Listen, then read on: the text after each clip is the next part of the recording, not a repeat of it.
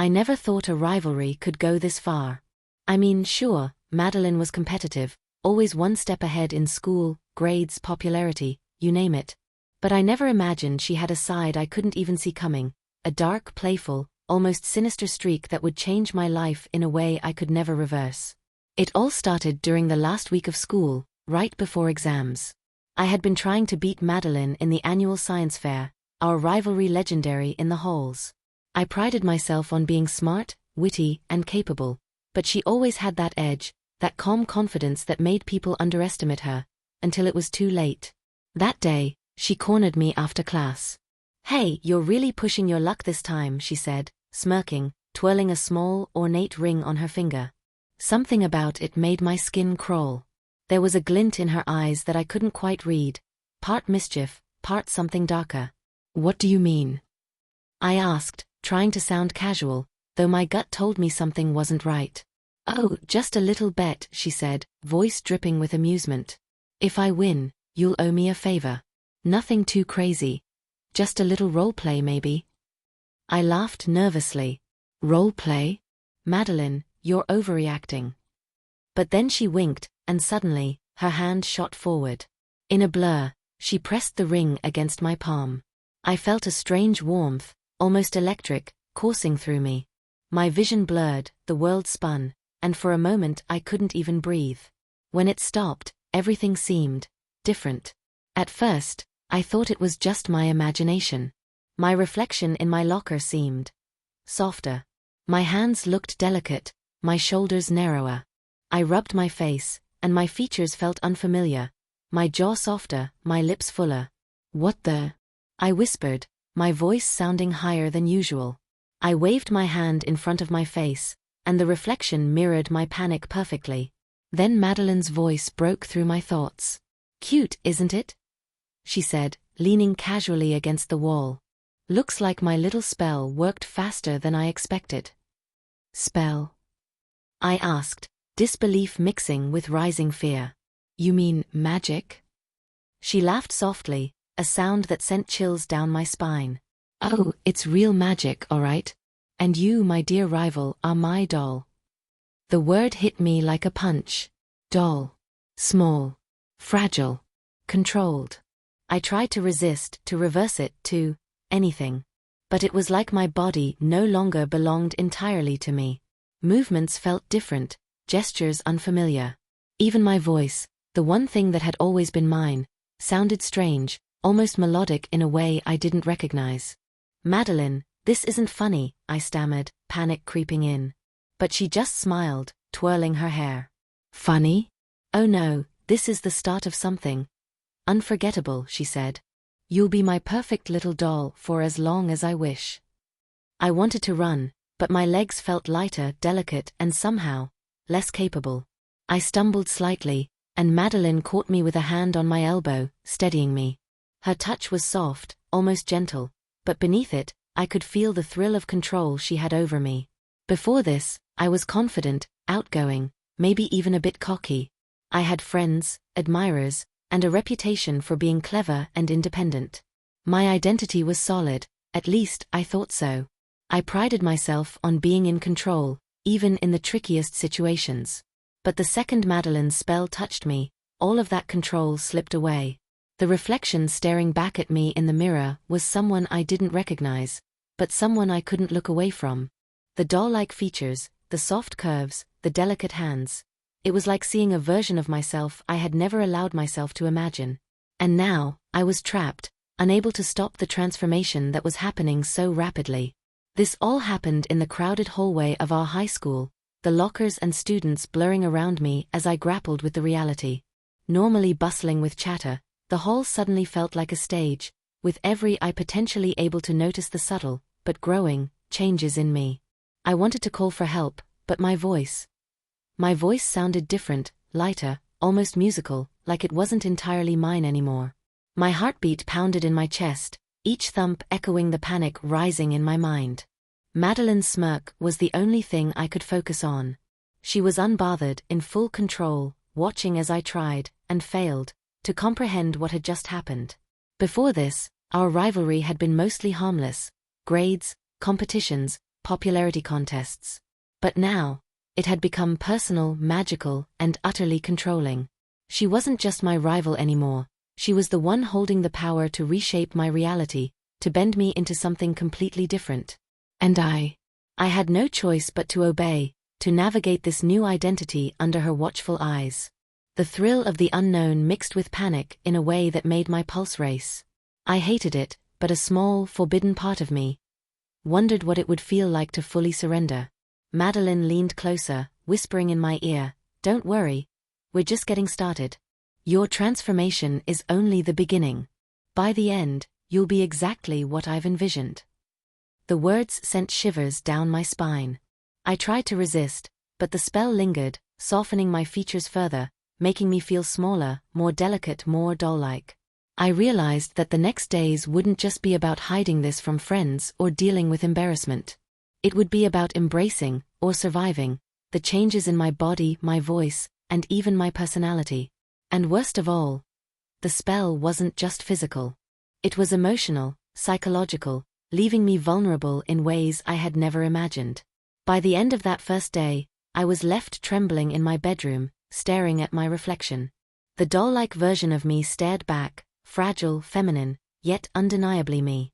I didn't know how much of this transformation was temporary and how much would stick. I didn't know if I could ever go back to being the person I was. All I knew was this: Madeline had won. And now, my life belonged to her, at least until the spell ran its course. The screen fades to black with my reflection lingering, delicate hands pressed against the mirror. Would you survive if your rival could control your every move, every change, every secret? Comment below, what would you do if this happened to you? The suspense is set. The story is just beginning. The audience is left eager to see the full magical transformation, the struggles, and the psychological journey that's about to unfold. The first day after Madeline's spell was sheer panic. Every glance in the mirror revealed changes: softer facial features, delicate hands, and a smaller frame. Even my voice sounded lighter, melodic, almost playful. Madeline appeared with her usual smug grin, holding a notebook filled with instructions for me. "Today, you'll start learning how to be my perfect little doll. Movements, gestures, and expressions are key." I tried to protest, but my body responded differently now. Every step felt graceful yet foreign, every gesture deliberate in ways I had never imagined. The thrill of being observed, combined with the fear of messing up, was overwhelming. By evening, I was exhausted, trembling, and curious in ways I didn't fully understand. The spell wasn't just physical, it was psychological. I was beginning to feel like a different version of myself, and part of me couldn't stop staring at the delicate reflection in the mirror. Madeline took things further on day 2. She guided me through small exercises, walking on tiptoe, delicate hand movements, practicing a soft, musical tone when speaking. Every task reminded me that I was no longer fully in control. At school, the subtle changes drew attention. Friends noticed my softer expressions, more careful posture, and whispers followed me through the hallways. Some laughed, some gawked, but I had no choice. My body didn't respond the way it used to. I began to feel a mix of embarrassment and a strange thrill in my vulnerability. Even as I tried to hide it, the changes were becoming impossible to ignore. Madeline's spell was working faster than I had feared. By day 3, I was walking through the cafeteria like a showpiece of Madeline's design. She whispered corrections in my ear with each step: "Tilt your head, sway your hips, smile softly." The whispers of classmates grew louder. Some mocked, some stared in awe, and a few seemed genuinely impressed. My embarrassment was burning, yet every comment, every glance, tightened the spell's grip on my psyche. At home, alone, I experimented with the reflection I was becoming. Doll-like movements, delicate poses. I felt a weird sense of empowerment through submission. But the fear never left. One misstep, one act of defiance, and who knew what Madeline would do next? The middle of the first week was a blur of training and anxiety. Madeline's lessons became more intricate. Facial expressions, voice modulation, posture, and even gestures when interacting with peers. By now, I noticed friends whispering behind my back, some making teasing remarks. Each day, my body and mind were adjusting more to the doll-like persona. Movements that had once been natural now felt carefully orchestrated, like a puppet guided by invisible strings. Emotionally, I was on edge. Every glance, every comment, and every command from Madeline intensified the struggle between humiliation, fear, and a strange thrill. I was beginning to understand how power and vulnerability were entwined in ways I had never imagined. As the spell deepened, I began experiencing conflicting emotions. I hated the control Madeline had over me, yet a part of me thrived under it. My reflection showed a doll-like version of myself, delicate and obedient, but also compellingly beautiful, impossible to ignore.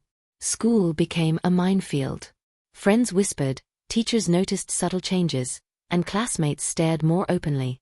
Every day was high-stakes social navigation, and the fear of exposure mingled with forbidden fascination. Madeline seemed to delight in watching me struggle. "Good, you're learning," she said, her eyes gleaming. "But don't get too comfortable, you're still mine." The psychological strain was intense. I found myself anticipating her commands, almost craving her approval, yet dreading her manipulations. By the second week, my transformation was unmistakable. My body felt softer, more delicate, every movement fluid and doll-like. The spell had affected not only my physicality but my voice, expressions, and instincts. At school, whispers became admiration. Students couldn't stop staring. Even teachers raised eyebrows in surprise at my newfound grace and poise. The duality of Ethan the student and Ethan the doll was now fully visible to the world. Emotionally, I was conflicted. Part of me hated the attention, part of me reveled in it. Every compliment, every teasing remark, tightened the psychological hold of the spell, blending fear with fascination. By the end of the second week, the spell had nearly completed its work. I moved like a doll, delicate, precise, and mesmerizing. My gestures, expressions, and voice had all shifted to match Madeline's vision. Madeline smiled, satisfied. "Almost perfect. Soon, you'll be exactly as I imagined. And the best part? You'll love being my doll." I was terrified and exhilarated at the same time.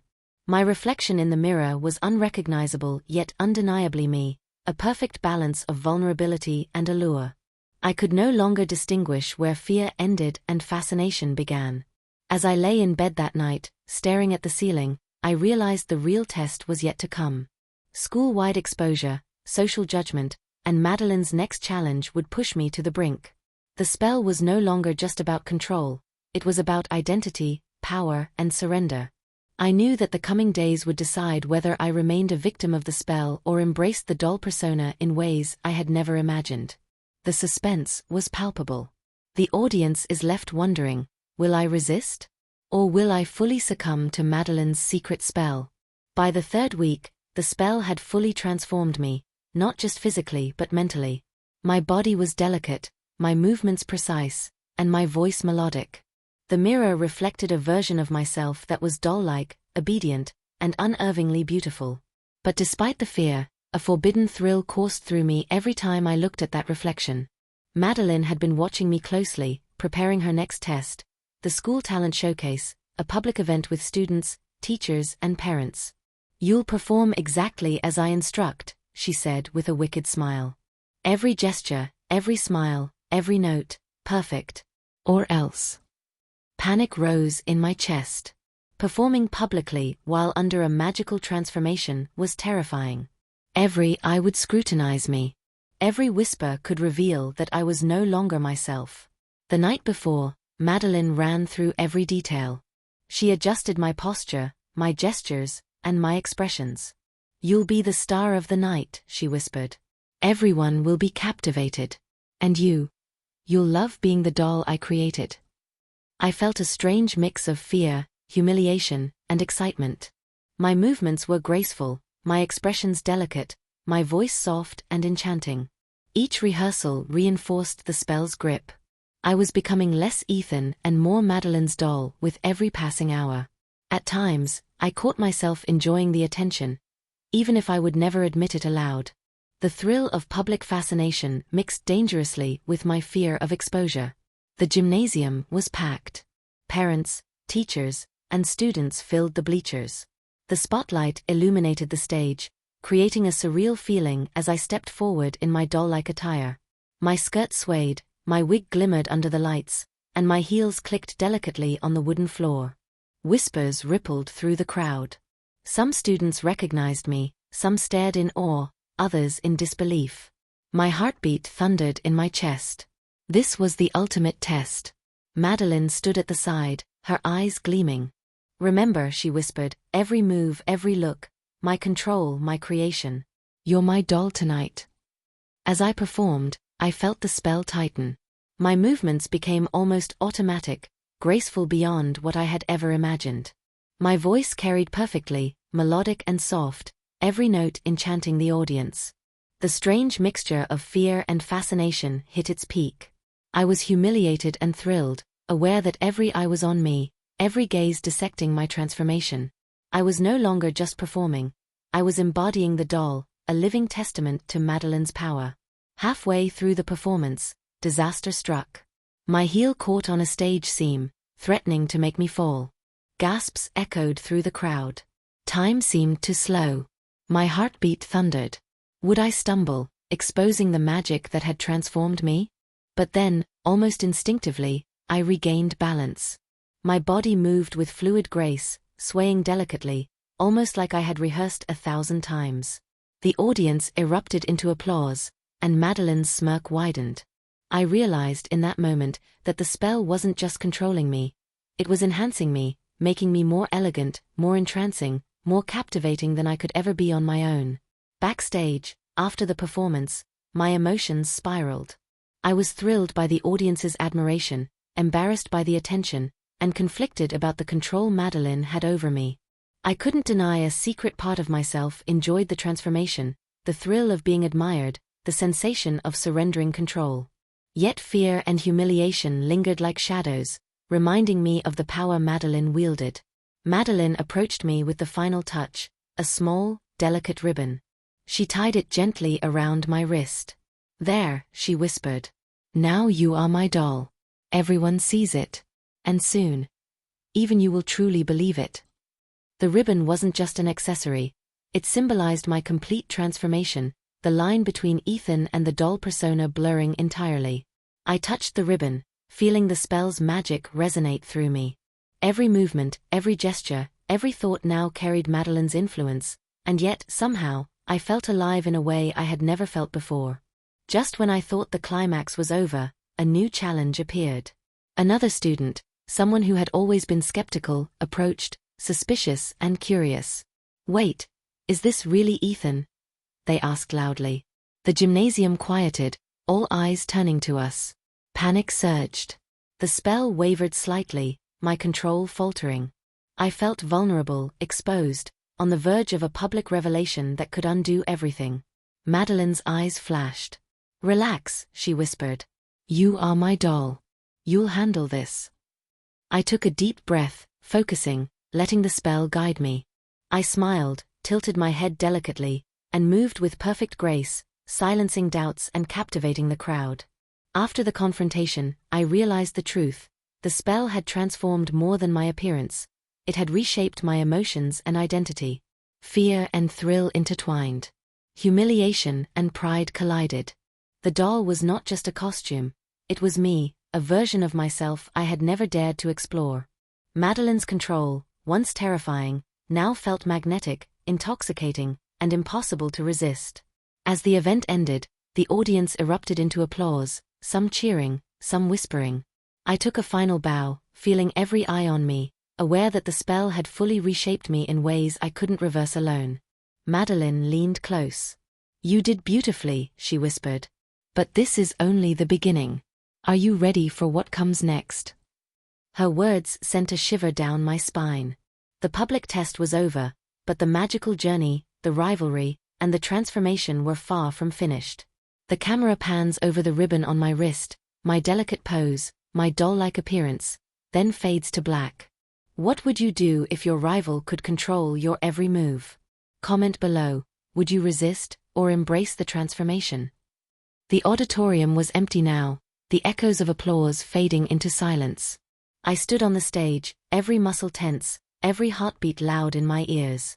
The spell still hummed through my veins, making my movements delicate, my voice soft, my very presence doll-like. Madeline appeared beside me, leaning casually against the curtain. "Beautiful," she whispered. "Absolutely perfect. But the best part hasn't even started yet." I felt a chill run down my spine. What could be worse than the scrutiny of hundreds of eyes, the public transformation, the humiliation and thrill mixed together so tightly that I could hardly breathe? She handed me a small envelope, sealed with wax and an emblem I didn't recognize. "For you," she said, her smirk playful yet ominous. "Inside is the next step." My hands trembled as I took it. Part of me wanted to tear it open immediately, part of me feared the unknown. I slid the seal apart and pulled out the single sheet of parchment.